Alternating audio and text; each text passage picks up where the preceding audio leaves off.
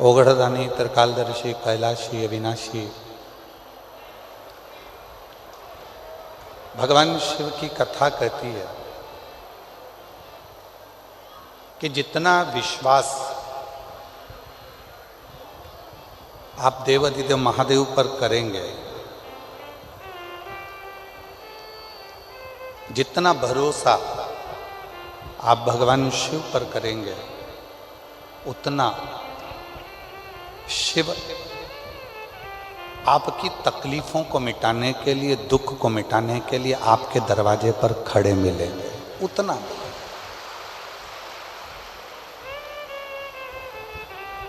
और तेरी कृपा बिना न हिले एक भी अणु, लेते हैं श्वास तेरी कृपा से तनु तनु। बखान क्या करूं मैं राखों के ढेर का, चपटी भभूत में खजाना कुबेर का। हे गंगाधार मुक्ति द्वार ओंकार तू, बोले ओंकार तू, आयो शरण तिहारी शंभु तार तार तू।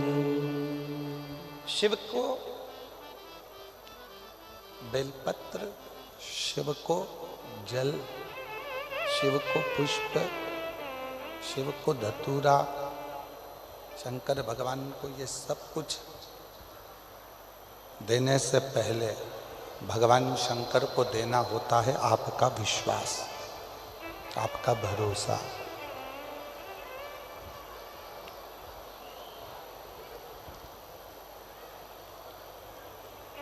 हम बेलपत्र चढ़ा रहे हैं, हम धतूरा चढ़ा रहे हैं, हम जल चढ़ा रहे हैं, सब कुछ हमने भगवान शंकर को दिया। पर उस जल चढ़ाने में, उस बेलपत्र चढ़ाने में, उस धतूरा चढ़ाने में यदि हमारा विश्वास ही नहीं है तो शिव ना तुम्हारा बेलपत्र स्वीकार करता है, ना तुम्हारा जल स्वीकार करता है, शिव ना तुम्हारा धतूरा स्वीकार करता है। रामचरितमानस में तुलसी बाबा जी ने शंकर विश्वास रूपिणो, शिव को विश्वास कहा है।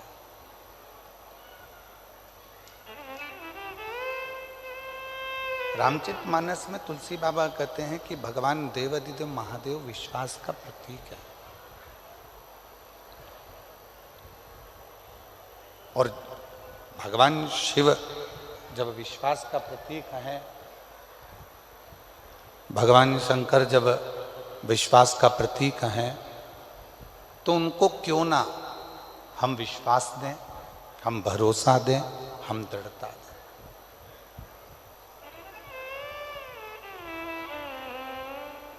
सब कुछ शिव जी को दे देते हैं।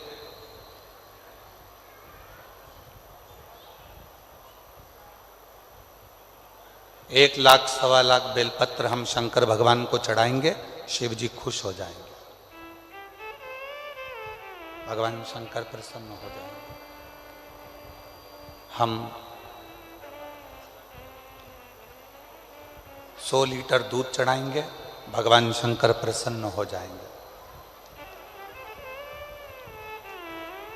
मैंने संकल्प लिया है कि भगवान शंकर को इतना दूंगी, शिव को प्रसन्न कर लूंगी, भगवान शंकर को प्रसन्न कर लूंगी।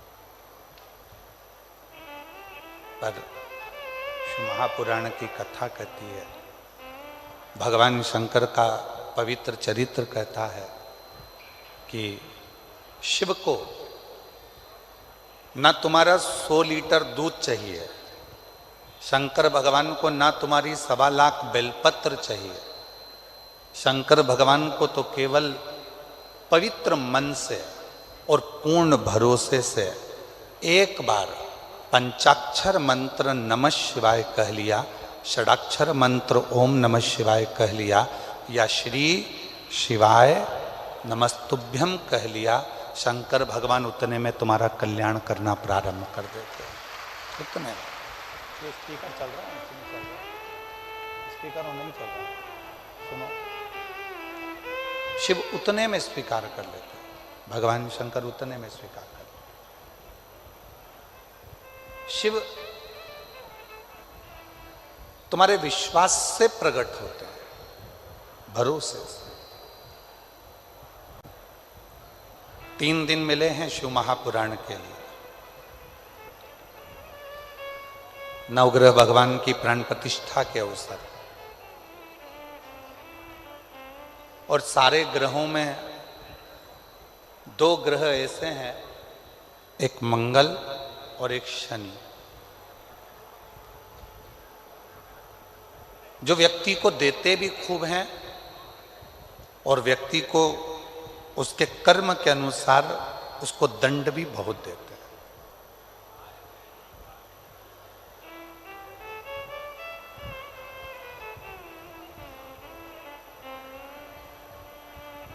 जो नवग्रह भगवान का मंदिर यहाँ डबरा मध्य प्रदेश में बन रहा है, तैयार हो गया है, उसकी प्राण प्रतिष्ठा हो रही है। इस डबरा नगर वालों को बाद में मालूम पड़ेगा कि नवग्रह भगवान जब किसी जगह पर बैठते हैं अपने परिवार के समेत, तो उस नगर को इतना वैभव से भर देते हैं, उस क्षेत्र को इतना धन देना प्रारंभ करते हैं कि उस क्षेत्र की पूरी जितनी भी दरिद्रता है वो समाप्त होती चली जाती है, उसका कष्ट दूर होते चले। और एक भी ग्रह, यहां विद्वान संत आएंगे, साधु आएंगे, गुरु आएंगे, तपस्वी आएंगे, और भी विद्वान संत यहां पर विराजमान है। किसी भी विद्वान संत से जाकर पूछिएगा, साधु से जाकर पूछिएगा, गुरुजन से जाकर पूछिएगा कि जितने ग्रह हैं, ये 9 ग्रह किसकी ऊर्जा से, किसके तेज से और किसकी प्रबलता से चमकते हैं और दुनिया को चमकाते हैं, तो सारे संत कहेंगे कि शंकर भगवान की कृपा से ये सारे ग्रह चमकते हैं और सारे ग्रह चमकाते हैं। ये सारे ग्रह चमक भी रहे हैं और चमका भी रहे हैं सारे।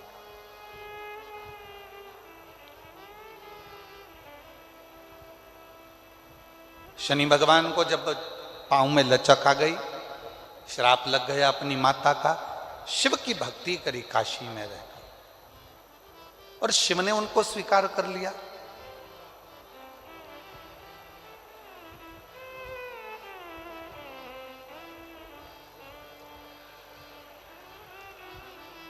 नवग्रह देवताओं में से एक ग्रह ऐसा है मंगल, जो भगवान शंकर के द्वारा प्रकट किया गया।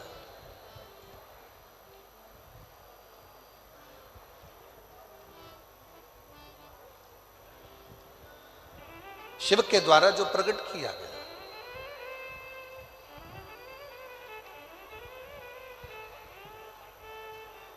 स्कंद पुराण का अवंतिका खंड, स्कंद पुराण का अवंतिका खंड, गीता प्रेस गोरखपुर की अगर स्कंद पुराण आप पढ़ते हो, उसका अवंतिका खंड निकालेंगे तो पृष्ठ संख्या 721।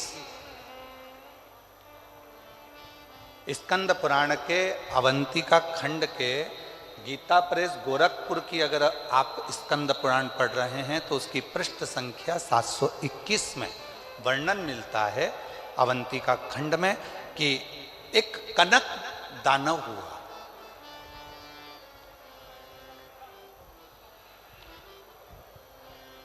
और वो कनक दानव इतना उपद्रवी था,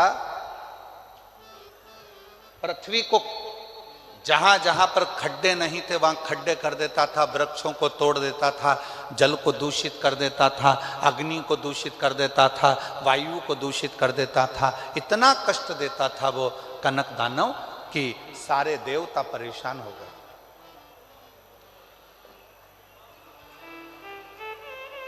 सारे देवता परेशान हो।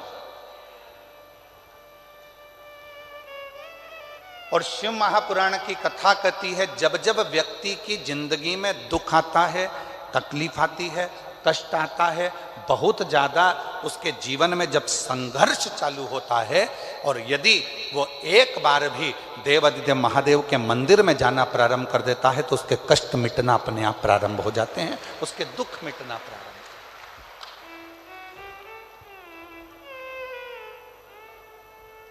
देखिए 3 दिन मिले हैं और हमको मालूम है कि शिव पुराण इस क्षेत्र में हम बहुत साल पहले दतिया में आए थे और उसके पत्र हमारे पास में हैं। जिन जिन ने दतिया में कथा सुनी थी, किसी के यहाँ 15 साल में संतान हुई, किसी के यहाँ 18 साल बाद नौकरी लगी, पत्र हैं हमारे पास में, पढ़ेंगे, ऐसा नहीं कि नहीं पढ़ेंगे, जिनने दतिया में कथा सुनी। और आज फिर डबरा के इस पवित्र प्रांगण में बैठकर कथा को 3 दिन की भले करने के लिए आए हैं, पर विश्वास के साथ कहते हैं जिसने भी इस 3 दिन की कथा को दिल से सुन लिया, उसका अगला पत्र व्यासपीठ पर जरूर आएगा और वो पत्र हम व्यासपीठ पर मिलेगा। बस विश्वास के साथ सुनिए, भरोसे के साथ सुनिए, दृढ़ता के साथ सुनिए। एक दृढ़ता, एक भरोसा, एक विश्वास जब आपके भीतर होगा और आप उस कथा को सुनेंगे तो आपके जीवन में सुख का अनुभव अपने आप होने लगेगा। एक दृढ़ता के साथ सुनिए।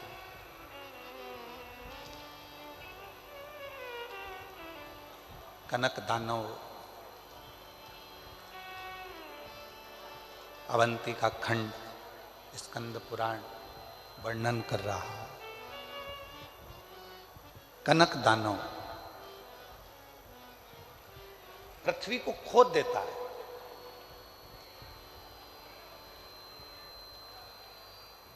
शिव महापुराण की कथा कहती है, बैठे बैठे किसी किसी माताओं की, किसी किसी मेरे जीजियों की, किसी किसी मेरे जीजाओं की, बेटों की, बेटियों की आदत रहती है कि वो बैठे बैठे कोई भी चीज उठा के जमीन को खुरदते ही रहते हैं। इनके पास कोई काम नहीं रहता, बस जमीन को खुरदना।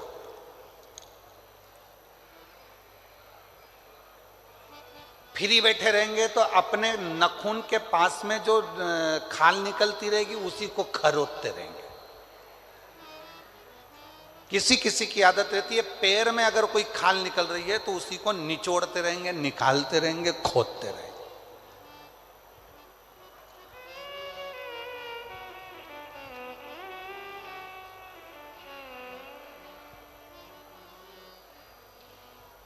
और शिव महापुराण की कथा कहती है यह अच्छी बात नहीं है। पृथ्वी पर बैठे हो, आसन पर बैठे हो या घर में किसी भी स्थान पर बैठे हो, उस समय पर ना तो पृथ्वी को खरोदो और ना अपने शरीर की उंगली हो, हाथ हो, शरीर का कोई अंग हो, उसको खरोदना नहीं चाहिए। इससे 2 चीजें आती हैं, एक कर्जा भी बढ़ता है, दूसरी दरिद्रता बढ़ती है। कोई व्यक्ति दुकान पर बैठे बैठे दिन भर अपने हाथ को, उंगलियों को खरोदता रहे, नाखून तोड़ता रहे, हाथों से नाखून चबाता रहे, या कोई ना कोई ऐसा काम करता रहे कि पैर के खाल को ही दिन भर नोचता रहे, या अपने पैर से दिन भर बैठा बैठा वो जमीन को रगड़ता रहे, या अपने पाँव से, नाखून से पृथ्वी को खरोदता रहे, तो ये तकलीफ उत्पन्न करता है, ये हमको दुख देता है, ये दरिद्रता भी देगा और हमको कर्जे में भी लाकर छोड़ देगा। दोनों चीज देगा। अब कनक दानव पृथ्वी को खोद देता है, जहां जाता है वहां दिन भर खरोता खरोता खरोता खरोता पृथ्वी को जाता रहता है। जहां कहीं वृक्ष मिल जाते हैं उनको काटने के लिए, उनको तोड़ने के लिए तत्पर हो जाता है। क्यों तोड़ना?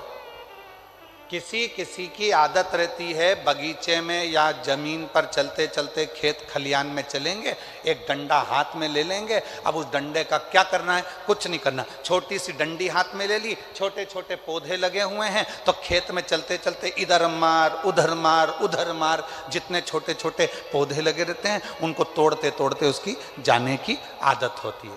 पर शिव महापुराण की कथा कर रही है, उस पौधे ने तेरे को कुछ बिगाड़ा?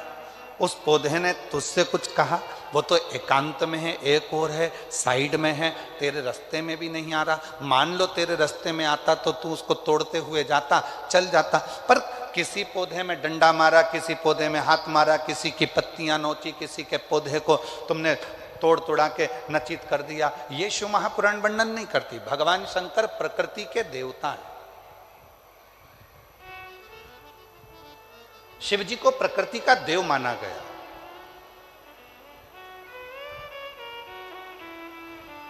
वो तोड़ने में नहीं, वो जोड़ने में सुख देते हैं, आनंद देते हैं।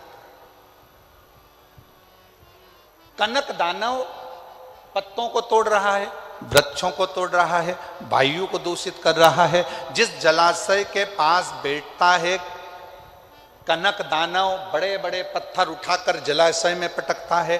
कई लोगों की आदत रहती है नदी के तट पर यहाँ का कंकर उठा के वहाँ पटकेंगे, वहाँ का कंकर उठाकर पानी में पटकेंगे, उसके छींटा लेंगे, उसको डुबक डुबक करेंगे। कहीं पत्थर फेंक रहे हैं, कहीं लकड़ी फेंक रहे हैं जलाशय में। शिव महापुराण की कथा तो यहाँ तक कहती है कि यदि आपके घर में, आपके मंदिर में, आपके देवालय में, आपके शिवालय में यदि शंकर भगवान पर बेलपत्र चढ़ रही है, पुष्प चढ़ रहा है, मंदिरों में बहुत सारा पुष्प एकत्रित हो रहा है, तो उसको ले जाकर विसर्जन करें। विसर्जन का मतलब ये नहीं है कि नदी में, तालाब में, बावड़ी में, कुएं में ले जाकर डालें। विसर्जन का मतलब है किसी एक स्थान पर उसको एकत्रित करें और जब वो पूर्ण तरह से नष्ट हो जाए तो उसकी खाद बनाकर किसी पौधे में ले जाकर डालें, जिससे उस पौधे की उन्नति होना प्रारंभ हो जाए। जरूरी नहीं कि आप जलाशय को दूषित करें, जरूरी नहीं कि किसी नदी, तालाब, बावड़ी या कुंड को आप दूषित करें। विसर्जन का मतलब है कि जब आपने पूजन करी, पूजन करने के बाद आपने चावल का दाना लेकर शिव जी को समर्पित करा और अपनी पूजन का विसर्जन कर दिया। बाबा मेरी गलती को क्षमा करिए, मैंने जो कुछ भी गलती करी है इस पूजन में, अनुष्ठान में, आप मुझे क्षमा कर दीजिए। और वो निर्माल्य को ले जाकर आप एक और ले जाकर उसको एकत्रित करो। जब वो खाद बन जाए पेड़ पौधों में डालो। नदी में डाल दिया, आगे जाकर वो सड़ता रहा, धीरे धीरे धीरे धीरे वो बेकार होता रहा। ये हमारे यहाँ श्रेष्ठता नहीं, ये श्रेष्ठ नहीं।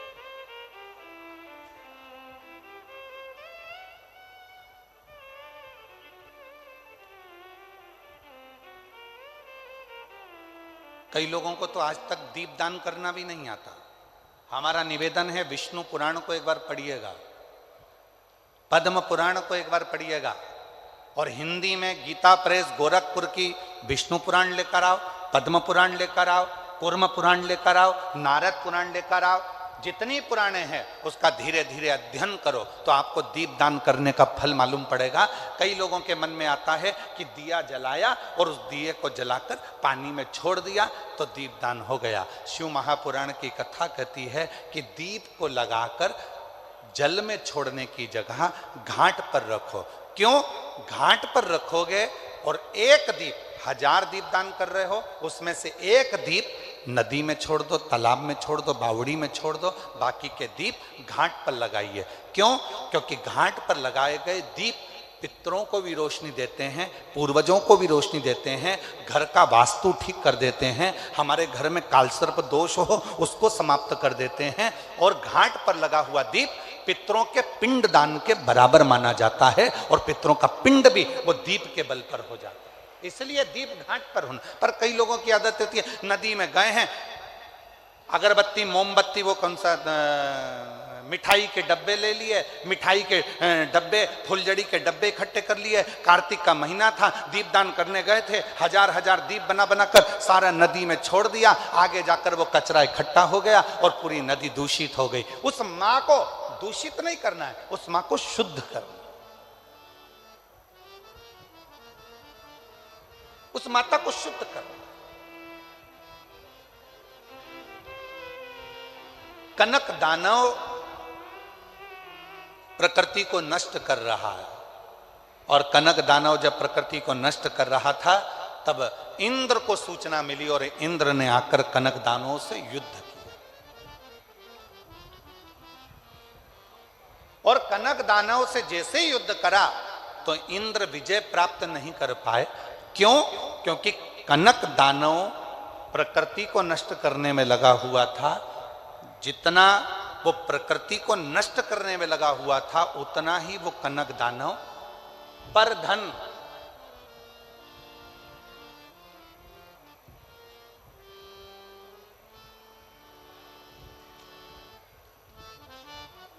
पर स्त्री,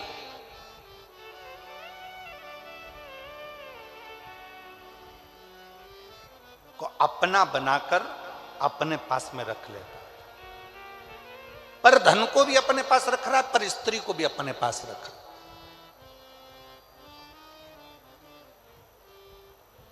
और दोनों बर्बाद करते हैं। पराया धन, पराई स्त्री व्यक्ति को बर्बाद कर देती है, नष्ट कर देती है। दोनों बर्बाद करते हैं। और कनक दानव पर धन को भी एकाग्रित कर रहा है, पर स्त्री को भी एकाग्रित कर रहा है। इंद्र युद्ध करते करते वहां से निकल गए, चले गए। तब भगवान देवाधिदेव महादेव के पास जाकर इंद्र को लगा कि मैं किससे कहूं कि मैं इस युद्ध को जीत नहीं पा रहा हूं।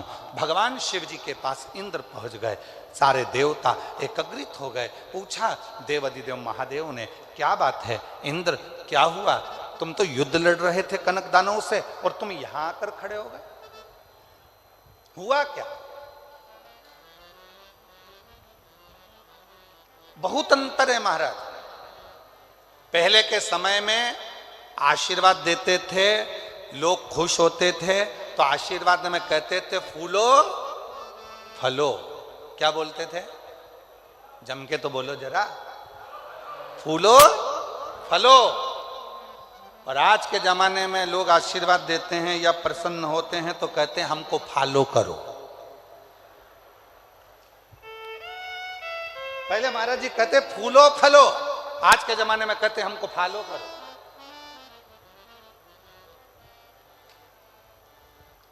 शिव कथा कह रही है, भगवान शंकर का चरित्र कह रहा है। देवाधिदेव महादेव की आराधना साधना भगवान शिव की अविरल भक्ति सुख देने वाली है। और वो सुख कैसे देती है, वो शिव महापुराण की कथा का आज प्रथम दिवस नवग्रह मंदिर की प्राण प्रतिष्ठा में जो सर्व ग्रहों के सेनापति हैं मंगल देव, उनकी कथा से इस कथा को प्रारंभ कर रहे हैं। आ जाओ।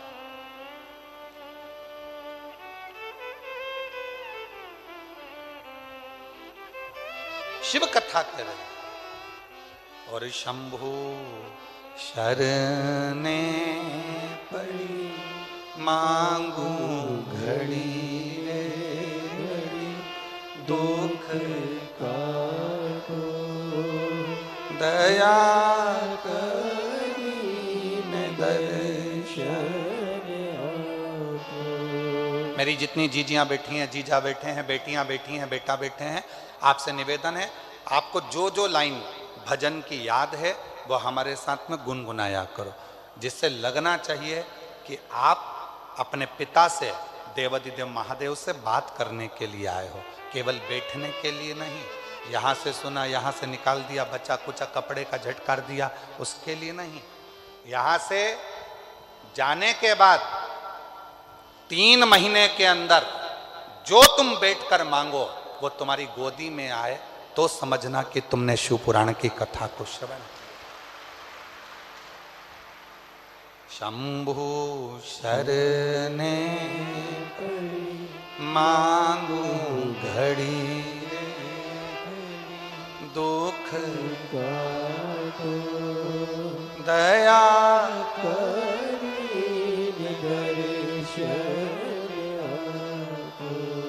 भगवान देवाधिदेव महादेव से प्रार्थना करी। इंद्र तुम यहाँ? इंद्र ने कहा प्रभु वो कनक दानव मर नहीं रहा, बहुत उपद्रव मचा कर रखा है, पूरी प्रकृति को नष्ट कर रहा है। भगवान शंकर ने इंद्रदेव से कहा अगर इस कनक दानव को तुम्हें मारना है तो एक काम करो, तुम जितना वो पाप कर रहा है तुम उस पुण्य को बढ़ाना प्रारंभ करो।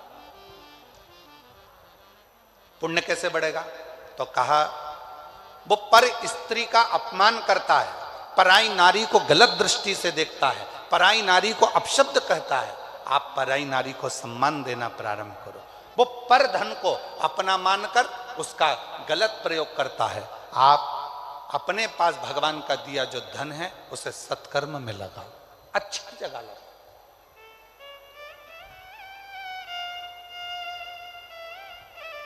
श्रेष्ठ जगह लगाओ। आज जो इतना बड़ा नवग्रह मंदिर का निर्माण माननीय मध्य प्रदेश शासन के पूर्व गृह मंत्री डॉक्टर श्री नरोत्तम मिश्रा जी और पूरे ट्रस्ट ने, समिति ने जो करवाया है, इसका लाभ कोई व्यक्ति अगर सोचे कि केवल मिश्रा जी को प्राप्त होगा या डॉक्टर साहब को प्राप्त होगा तो आपकी सोच गलत है। जब यह मंदिर अपने डबरा क्षेत्र में इतना विकसित हो जाएगा, जनमानस में जब इस मंदिर की चर्चा होगी तो पूरा विश्व का व्यक्ति इस मंदिर के दर्शन करने के लिए यहां आएगा और डबरा का इतिहास रचा जाएगा। डबरा का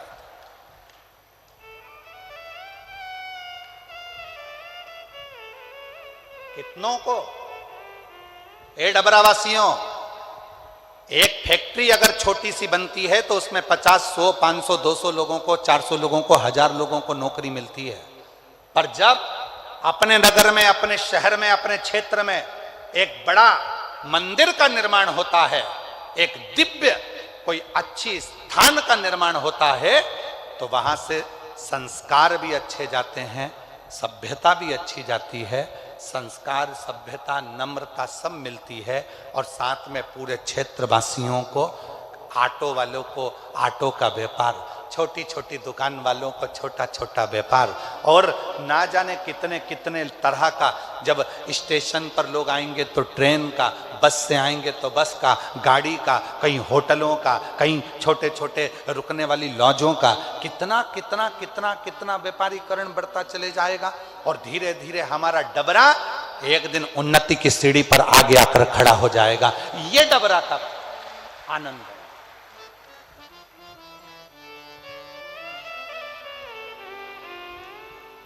कहना सरल है।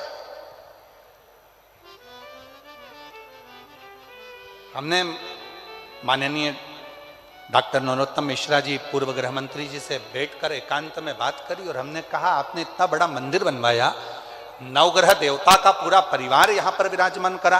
पूरे विश्व में ऐसा मंदिर नहीं है कि नवग्रह देवता अपने पत्नी के साथ, अपने बच्चों के साथ विराजमान है। इतना बड़ा मंदिर तो आपको कहीं ब्रज की भूमि पर बनाना था, कहीं अयोध्या में जाकर बनाना था, कहीं उज्जैनी में जाकर बनाना था, किसी तीर्थ में काशी में जाकर बनाना था। अगर मंदिर बनाना ही था जिसमें करोड़ों करोड़ों रुपए लगे, और इस मंदिर का निर्माण तो कभी किसी तीर्थ में जाकर बनाना था, फिर आपने डबरा में क्यों बनाया? मैं ऐसे पूर्व गृह मंत्री डॉक्टर नरोत्तम मिश्रा जी को धन्यवाद दूंगा। उनका एक शब्द था, मेरे छोटे से गांव में कोई भी उन्नति की बात नहीं होती है, इसलिए इस मंदिर का निर्माण डबरा क्षेत्र में करा।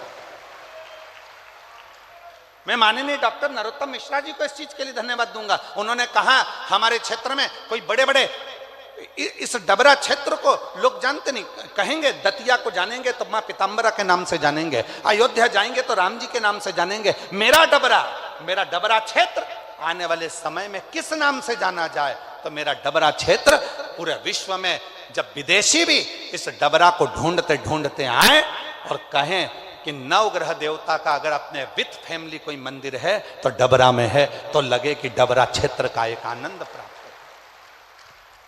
है। इसको कहते हैं। नहीं तो हम तो कहे थे ये मंदिर का निर्माण कहीं और कर देना था आपको। इतने बड़े बड़े तीर्थ हैं, वहां लोग आते रहते हैं, ढेर पब्लिक आती है, बहुत सारे लोग आते हैं, तो इस मंदिर में जाएंगे, आनंद लेंगे। नहीं गुरुजी, जब डबरा क्षेत्र में यह मंदिर बनेगा तो डबरे का एक छोटा से छोटा बच्चा, डबरा का एक छोटे से छोटा बच्चा भी संस्कारों से पोषित होगा। आनंदित हो, ये देखा जाता है।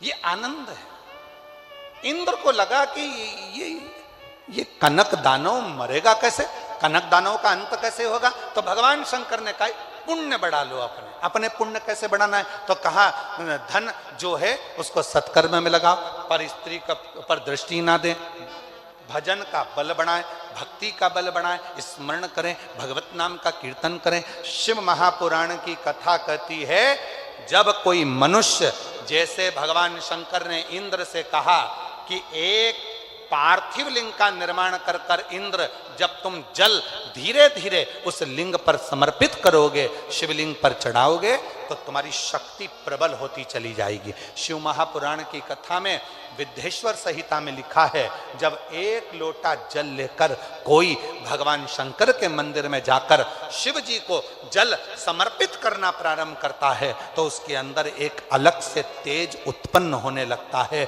और उसकी वाणी भी धीरे धीरे सिद्ध होने लगती है, वो बल उसके अंतर्गत अपने आप आने लगता है। इसलिए सारी समस्या का हल, जम के बोलो जरा, सारी समस्या का हल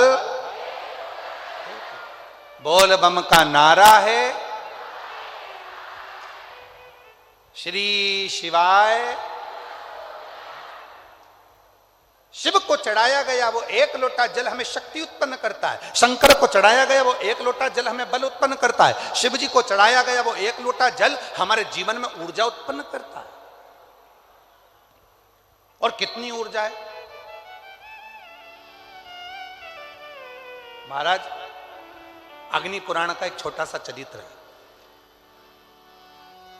ये कथा में बीच में हम उसको लेकर आ रहे महाराज। अग्नि पुराण का एक छोटा सा चरित्र, शंकर भगवान का एक परम भक्त था सुखदेव। अग्नि पुराण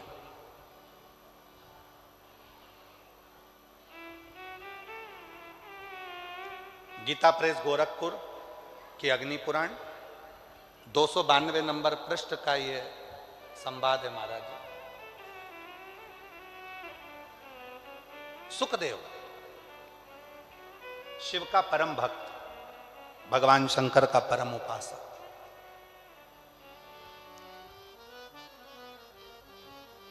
पांच ताऊ जी थे उसके।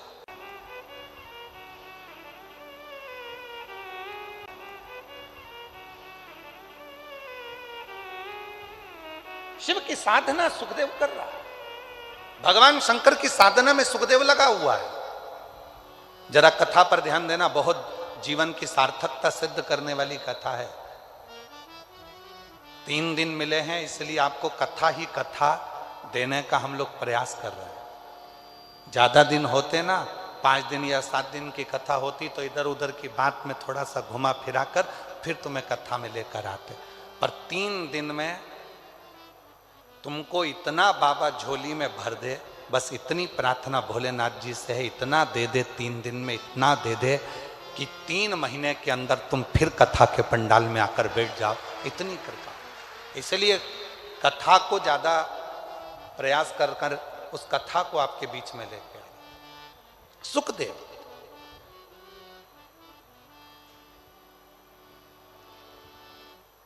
ताऊ, काका, काकी, ताई, ताऊ के बच्चे, काका के बच्चे सब थे।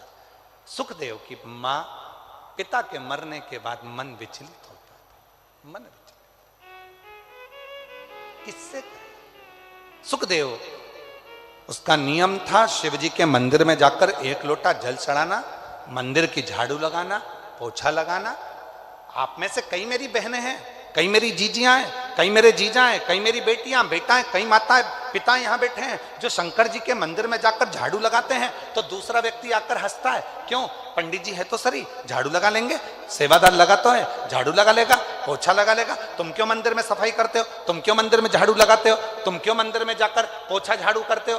किसी से कुछ मत कहो, ताना देने वाले को ताना देने दो, गाली देने वाले को गाली देने दो, अपशब्द कहने वाले को अपशब्द कहने दो। आग लगे बस्ती में, अपन रहो मस्ती में। क्या किसको रोइए, चादर तान के किसको किसको रोगे?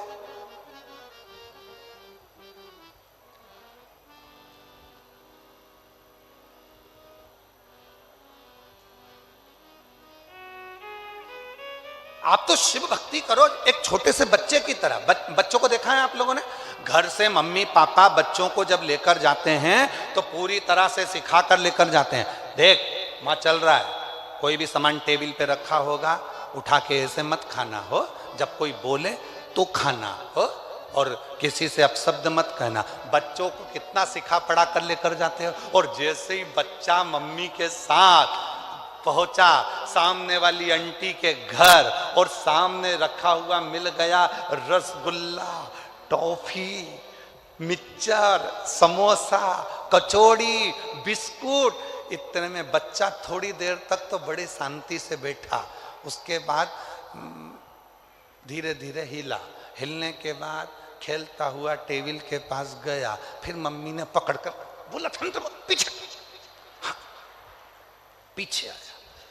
फिर आंटी जैसे ही अंदर, ये बाहर तुरंत। फिर मम्मी ने खींचा, चुप बेटे, तेरे को बोला था ना, चुप चुप।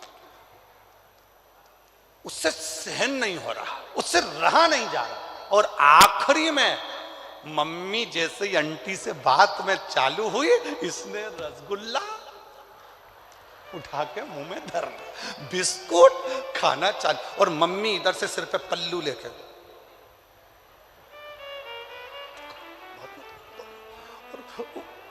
अब तो वो मम्मी को भी नहीं देख रहा।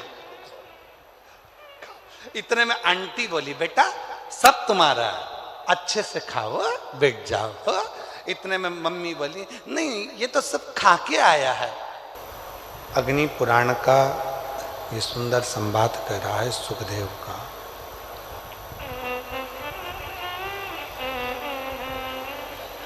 ताऊ थे 5, काकी थी, ताई थे, काका थे 3, काकी थी, उनके बच्चे थे। सुखदेव के जो पिता थे, वो पिता सुखदेव के समाप्त हो गए थे, शांत हो गए। मां पिता के गम में बावरी सी हो गई थी।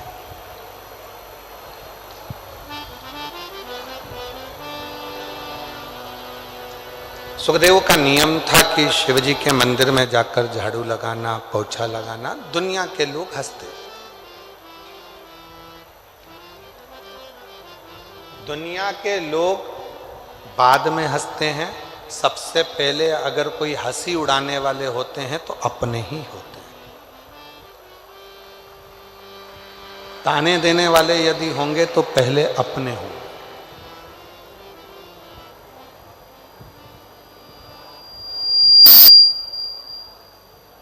आप पर आक्षेप लगाने वाले होंगे तो अपने होंगे।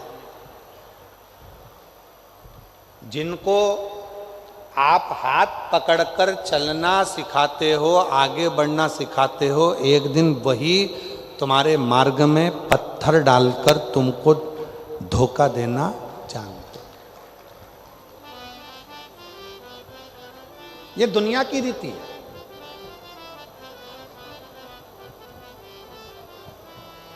इसलिए शिव महापुराण की कथा कहती है, यदि भरोसा करना है किसी पर मत करो, भरोसा करना है तो केवल 3 पर करो। एक अपने आप पर, एक अपने बाप पर, और एक देवाधिदेव महादेव पर, बाकी का किसी पर नहीं। एक भरोसा अपने आप पर करो। कोई मंजिल तक जाना है तुमको, अगर कोई परीक्षा पास करना है, कोई कंपटीशन एग्जाम में बैठ रहे हो, कोई नौकरी की तलाश कर रहे हो, तुम्हारे मन में ये भाव आ जाना चाहिए कि मैं इस परीक्षा को पास करूंगा, मैं इस कंपटीशन एग्जाम में पहुंचूंगा, मैं इसको उत्तीर्ण कर लूंगा, मैं इसमें मेहनत करूंगा और मैं इसको सफलता की सीढ़ी पर चढ़ जाऊंगा, मैं सफल हो जाऊंगा। अपने आप पर भरोसा करो। जितनी संख्या में आप लोग आए हो शिव महापुराण की कथा को सुनने के लिए, पंडाल में बैठे हो, पंडाल के बाहर बैठे हो, कथा का पहला दिन है, आप लोग कथा में आए हो तो किस भाव से आए हो कि मेरा भरोसा कर, किस भाव से, जिस हृदय से आप कथा श्रवण कर रहे हैं वो भाव आपका शिव पूर्ण जरूर कर। बैठे हो आस लगाकर विश्वास के साथ, इस पवित्र कथा का भले 3 दिन की कथा मिली हो पर वो 3 दिन की कथा 3 महीने के अंदर तुम्हारी गोदी में सुख जरूर प्रदान करेगी, ये निश्चित है। भले 3 दिन श्रवण करें, शिव तत्व है, बाबा की कथा कर रही है। सुखदेव ने मंदिर जाना नहीं छोड़ा, शिव की आराधना करना नहीं छोड़ा। परिवार के लोग ताना देते, हंसते, गालियां देते, आड़ा टेढ़ा कहते, ये कोई होता है, अपशब्द कहते, बहुत कहते। और याद रखना, ताना देने वाले, गाली देने वाले, अपशब्द कहने वाले दूसरे नहीं होते हैं, पहले अपने ही होते हैं, पहले अपने ही होते हैं, कोई दूसरा नहीं। इसलिए सावधान रहें, सावधान। शिव कथा कर रहे हैं, भगवान शिव के इतना उपासक था, अग्नि पुराण की कथा कहती है सुखदेव शिव का इतना उपासक था, इतना उपासक था कि भगवान शंकर की विरल भक्ति में लगा रहता। परिवार के लोग अपशब्द कहते, ताना देते, माँ को भी ताना देते, पर माँ अपने बेटे से नहीं कहते, वो अपने बेटे से नहीं कहते। परिवार के पास में बहुत धन था, वैभव था, सुखदेव को लेकर जाते काम धंधे पर, सुखदेव शिव जी की स्मरण करता, मंदिर में रुक जाता, शिव की भक्ति करता। अब 1 दिन, 2 दिन, 3 दिन ऐसे निकलते चले गए। सुखदेव के भाई परिवार वाले साथ में लेकर जाते काम बंदे के लिए, और सुखदेव को भी मजदूरी जैसा काम करवाते, तो भी सुखदेव अपनी मां को आकर नहीं बताते। सुखदेव जब मां को आकर नहीं बताता, समय बीतता गया, बीतता गया। 1 लोटा जल शिव जी को चढ़ाता रहा। एक दिन बाबा भोलेनाथ ने ऐसी कृपा कर दी, सुखदेव के स्वप्न में आकर कह दिया, सुखदेव कल सुबह जल चढ़ाकर जब आए तो यहां घर को छोड़कर चले जाओ, ये घर छोड़ दे।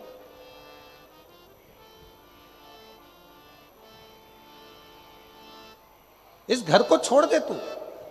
सुखदेव घबरा गया। सुखदेव का नियम था शिव जी को जल चढ़ाकर उस जल को लेकर आकर अपने घर के लोगों को देना, पर घर का परिवार का कोई सदस्य उस जल को नहीं पीता था। सुखदेव वो जल ले जाकर मां को दे देता था, मां उस पात्र को लेकर रख देती थी। जल लेने के बाद जो जल बचता था, सुखदेव की मां आखिरी में उस जल को पी लेती थी, पात्र रखा रहता। समय बीतता गया। सुखदेव ने पूरे परिवार से कहा कि भोले बाबा ने रात्रि को स्वप्न में आकर कहा है कि ये मकान ध्वस्त हो जाएगा, ये घर टूट जाएगा, तुम सब छोड़कर चले जाओ। सारे परिवार वाले हंसने लगे, अरे तू तो बावरा है, तू तो पागल है, तू तो मूर्ख है, शंकर जी की भक्ति में लगा रहता है, काम धंधा कुछ सोचता नहीं है, दिन भर बस यही तेरे मन में होता है। परिवार के लोगों ने माना नहीं, पर मां ने स्वीकार कर लिया। मां ने कहा, बेटा क्या हो गया? मां, शिवजी ने कहा है कि घर छोड़ दे। परिवार के लोगों को कह दिया, पर कोई छोड़ने को तैयार नहीं है। मां ने कहा, चल अपन दोनों चलते हैं। सुबह के समय पर सुखदेव ने माता को साथ लिया और तुरंत घर छोड़कर बाहर निकला ही था। निकलने के थोड़ी दूर बाद सुखदेव पुनः एक मंदिर को देखता है, और मंदिर को देखकर याद आया कि मेरा पानी का लोटा तो घर रह गया। अग्नि पुराण का ये संवाद बड़ा सुंदर संवाद है महाराज जी, अग्नि पुराण का। इसमें एक भक्त के पात्र के जल के पात्र की भी महत्वता बताई। जल के पात्र चले गया, दौड़ कर गया, जो पानी का लोटा रखा था, पात्र रखा था, उसको लेकर आया। जैसे ही पानी का लोटा लेकर पहुंचा, थोड़ी देर बाद घर पूरा की पूरा ध्वस्त हो गया, जमीन में गिर गया, पूरा की पूरा जल में मग्न हो गया और पूरा घर डूब गया।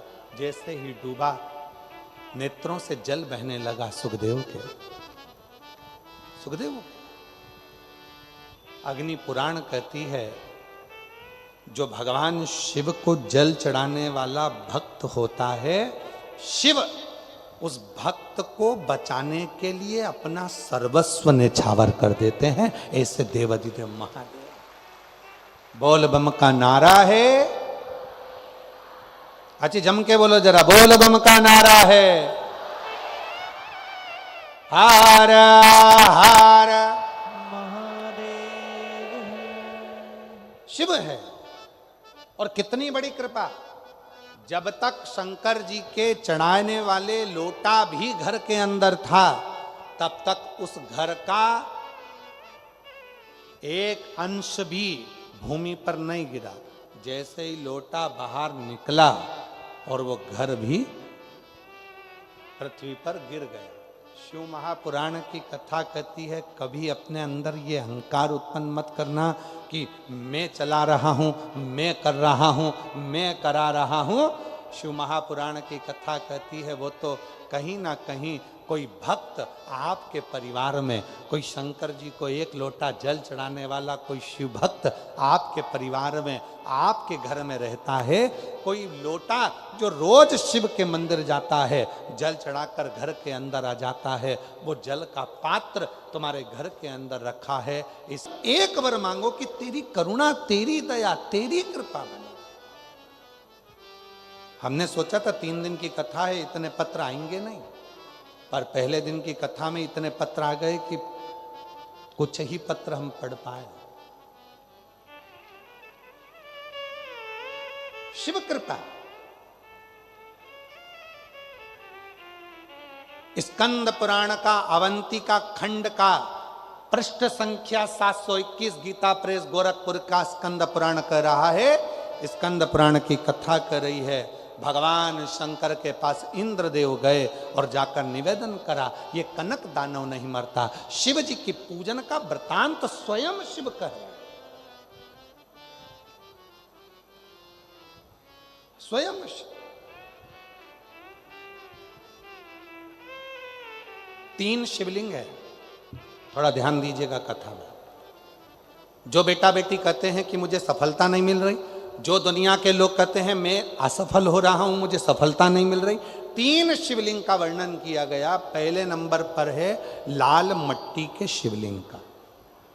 जब हम पार्थिव लिंग का निर्माण करते हैं, 12 महीने शिवरात्रि आती है, अगर आप दिन रात मेहनत कर रहे हैं, पूरा परिश्रम कर रहे हैं और सफलता नहीं मिल रही, तो लाल मिट्टी के शिवलिंग की पूजन किसी भी एक शिवरात्रि पर करें, उससे सफलता मिलती है। दूसरे नंबर पर मक्खन का शिवलिंग, ताजा ताजा माखन तैयार कर कर उसका शिवलिंग बनाकर उसकी आराधना। माखन के शिवलिंग की पूजन किसने करी थी? तो कोई आपसे पूछे तो कहना स्वयं इंद्र ने, स्वयं कुबेर ने, स्वयं माता लक्ष्मी ने, स्वयं माता लक्ष्मी, स्वयं कुबेर ने, स्वयं इंद्र ने माखन के शिवलिंग की आराधना करी, मक्खन के शिवलिंग की साधना करी, शिवलिंग का निर्माण कर कर उसका पूजन कर कर उसका विसर्जन। और तीसरे नंबर पर आता है बेलपत्र चंदन के शिवलिंग का पूजन। जब शरीर में कोई बड़ी बीमारी आ जाती है, डॉक्टर ने कह दिया कि शरीर में गठान आ गई है और वो गठान गल नहीं रही, डॉक्टर शंकर का एक रूप होते हैं। शिव महापुराण में डॉक्टर को शिव कहा गया। डॉक्टर को दिखाओ, जांच कराओ, दवाइयां बोले तो दवाइयां खाओ, जांचे बोले तो जांचे कराओ। साथ में डॉक्टर अपना काम करे, तुम अपना काम करो। कहीं बेलपत्री का यदि कोई पेड़ मान लो सूख गया और कोई पेड़ सूखा हुआ है, और वो सूखे हुए पेड़ की अगर कोई लकड़ी मिल जाए, उस लकड़ी को घिस घिस कर उसका चंदन इकट्ठा करो, चंदन से शिवलिंग का निर्माण करो, शिवलिंग का निर्माण कर कर उस शिवलिंग की पूजन आराधना करने के बाद एक पात्र के अंदर उसी चंदन के शिवलिंग का विसर्जन कर दो। विसर्जन करे हुए उस चंदन को अपनी नाभि से ऊपर के भाग में, मतलब वक्ष स्थल पर और ये मस्तक से पीछे के भाग में थोड़ा सा उस चंदन का लेपन करना प्रारंभ करो। कितनी भी गठान बढ़ गई हो, चाहे बच्चादानी में बड़ी हो, चेस्ट में बड़ी हो, चाहे ब्रेन ट्यूमर हो गया हो, धीरे धीरे वो गठान गलना प्रारंभ हो जाती है और वो गठान पूरी समाप्त हो जाती है। बेलपत्र का शिवलिंग, मक्खन का शिवलिंग और लाल मट्टी का शिवलिंग, ये दोनों शिवलिंग, तीनों शिवलिंग प्रखर हो। ये तीन शिवलिंग की बड़ी प्रखरता हो। तीन शिवलिंगों का स्मरण किया।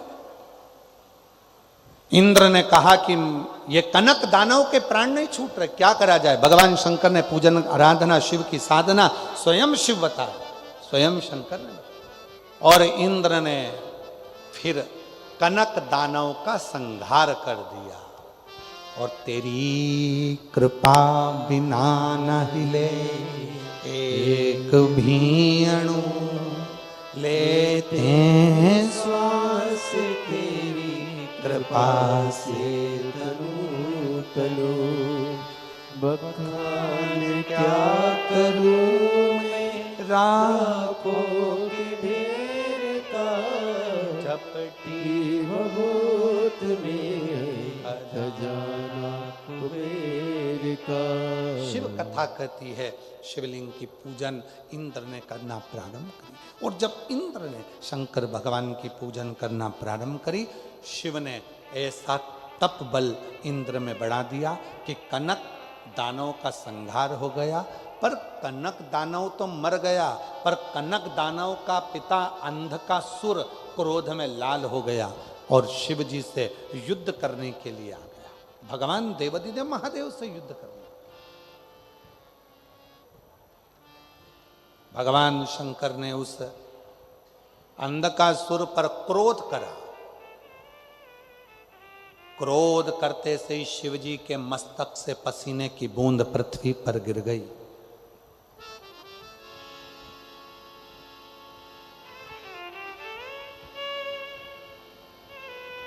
और अंगारे की तरह लाल, एकदम धधकता हुआ लाल एक बच्चा पृथ्वी से प्रकट हुआ, जिसका नाम मंगल रखा गया। नौ ग्रह में एक मंगल ग्रह ऐसा है जो भगवान शिव के पसीने के द्वारा, शिव के द्वारा प्रकट हुआ है, जिसको शंकर का ही अंश माना गया है। इसलिए शिवजी ने उसका नाम अंगारेश्वर रखा है। नवग्रह मंदिर डबरा में, नवग्रह मंदिर के उस पावन प्रांगण में जब आप मंगल ग्रह का दर्शन करेंगे तो केवल वो मंगल ग्रह नहीं है, शंकर भगवान का स्वरूप अंगारेश्वर महादेव है। अंगारेश्वर केवल मंगल ग्रह।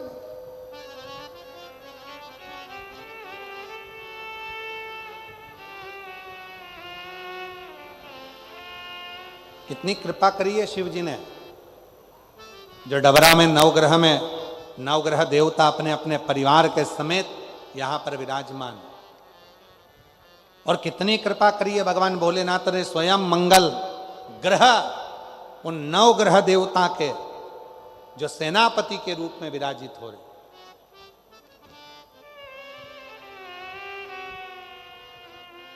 कितनी करूं। बोलंगारेश्वर महादेव की। शिव महापुराण की कथा कहती है, अंधक जब पृथ्वी से बालक ने जन्म लिया, मंगल ग्रह प्रकट हुए, मंगल बालक प्रकट हुआ।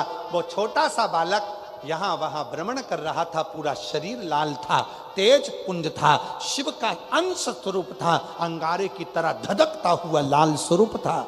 कौन उसको गोदी में ले, कौन इतने धधकते हुए अंगारे को गोदी में ले। रो रहा था, बिलख रहा था, तब भगवान शिव ने उस बालक को, मंगल को अपनी गोदी में लेकर उसके मस्तक पर हाथ रखकर कहा, सुन मंगल, तो ग्रहों का सेनापति रहेगा, सुख देना तेरा कार्य रहेगा, हर कार्य में मंगलता तू प्रदान करेगा। शिव महापुराण की कथा कहती है, कोई लड़का कोई लड़की 24 साल 25 साल 30 साल 26 साल 28 साल 35 साल 42 साल का भी हो गया, शादी नहीं हो रही, विवाह नहीं हो रहा, संबंध नहीं आ रहे, एक काम करना प्रारंभ कर दो। कोई व्यक्ति एक दुकान खोलता है, बंद करता है, दूसरी दुकान खोलता है, बंद करता है, बार बार माल भरता है, उसको सफलता ही नहीं मिलती, बहुत प्रयास कर लिया, सफलता नहीं मिल रही है, दुकान बदल बदल कर देख लिया, काम बदल बदल कर देख लिया, आखिरी में वहीं की वहीं शून्य पर आकर खड़ा हो जाता है। कोई व्यक्ति मकान को बनाने का सोचता है, बनता ही नहीं है, बहुत प्रयास करता है, तो उसके लिए कहा गया, मंगलवार के दिन, यदि मंगलवार के दिन चतुर्थी तिथि पड़े और उस दिन भगवान शंकर को एक लाल चंदन का चावल का दाना और एक सफेद चावल का दाना, एक लाल पुष्प, एक सफेद पुष्प और 2 लोटा जल शिवजी को एक साथ यदि समर्पित किया जाए, अंगारेश्वर महादेव का नाम लेकर केवल 2 या 3, और यदि आप लोगों कहें कि गुरुजी आप कहाँ से बोल रहे हैं तो फिर निवेदन करेंगे, स्कंद पुराण का अवंती का खंड, गीता प्रेस गोरखपुर की स्कंद पुराण लाओ, पृष्ठ संख्या 721 में लिखा हुआ है, मंगलवार के दिन चतुर्थी पढ़ने पर जो शिव जी को 3, 5 या 7 मंगलवार चतुर्थी का संगम यदि मंगलवार के दिन हो, और यदि शिव जी को लाल चावल, सफेद चावल, लाल पुष्प, श्वेत पुष्प और 2 लोटा जल जब शिव को दोनों हाथों से समर्पित करता है, तो उसका मंगल अपने आप सुख देना प्रारंभ कर देता है, उसका कार्य सफल होता ही, उसका कार्य सफल होगा, उसको फल प्राप्त होगा, उसको फल मिलने लगे। लोग कहते गुरुजी 35 साल की हो गई, शादी नहीं हो रही, 25 साल की हो गई, शादी नहीं हो रहा, संबंध नहीं आ रहा। मंगलवार के दिन चतुर्थी पड़े, उस दिन एक लाल चंदन का चावल, एक दाना चावल का, एक दाना सफेद चावल का और एक लाल चावल का दाना लेकर जाओ, 2 पुष्प लेकर जाओ, 2 लोटे जल लेकर जाओ, शिव जी को पहले चावल समर्पित करो, पुष्प समर्पित करो, फिर धीरे धीरे दोनों लोटे से जल से उसको चढ़ाना प्रारंभ करें। शिव को अर्घ बड़े भाव से जब जल चढ़ाएंगे, 2-3 मंगलवार यदि चतुर्थी जुड़े हुए मंगलवार में, मतलब मंगलवार की चतुर्थी पढ़ना चाहिए, चतुर्थी के दिन मंगलवार पढ़ना चाहिए, जो जुड़े हुए समय पर कर लेता है, बाबा देव अधिदेव महादेव की कृपा से ऐसा हो ही नहीं सकता कि उसका विवाह ना हो, विवाह होता जरूर है और कार्य में उन्नति जरूर होती, सफलता जरूर, शुभ कार्य में सफलता, शिव कृपा। उसका एक पत्र है, अच्छा संवाद। एक बिंदुक नाम का ब्राह्मण, जिनकी धर्म पत्नी का नाम चंचूला देवी, प्राण छूटने के बाद प्रेत योनि में पड़ गया था, मोक्ष नहीं हो रहा था। पत्नी काशी यात्रा को जाती है और काशी यात्रा में जाते जाते धर्म पत्नी शिव की कथा को श्रवण कर लेती है, प्राण छूटते हैं तो मां जगत जननी पार्वती की सहेली बन जाती है। जब मां जगत जननी पार्वती की सहेली बन गई, मौन होकर बैठी रहती है, तो मां पूछती है, चंचूला क्या हुआ? चंचूला कहती है, मेरे पति को मुक्ति नहीं मिली। कथा सुन। किससे सुन? देव ऋषि नारद जी को श्राप लगा था कि एक जगह नहीं बैठ सकते, तो कथा कौन सुनाए? तुम रुका जी के पास जाओ। तुम रुका जी शिव महापुराण की कथा को श्रवण कराएं, तो तुम रुका जी ने कहा, यजमान कौन बने? शिव महापुराण की कथा चाहे एक दिन की हो, शिव महापुराण की कथा चाहे 3 दिन की हो, शिव महापुराण की कथा चाहे 5 दिन की हो, शिव महापुराण की कथा चाहे 7 दिन की हो, शिव महापुराण की कथा चाहे 9 दिन की हो, शिव महापुराण की कथा चाहे 1 महीने की हो, कथा उतना ही फल देती है जितने 7 दिन में दे, 5 दिन में दे, 3 दिन में दे, 1 दिन में दे, चाहे 1 महीने में दे, फल उतना ही देती, उतना ही फल।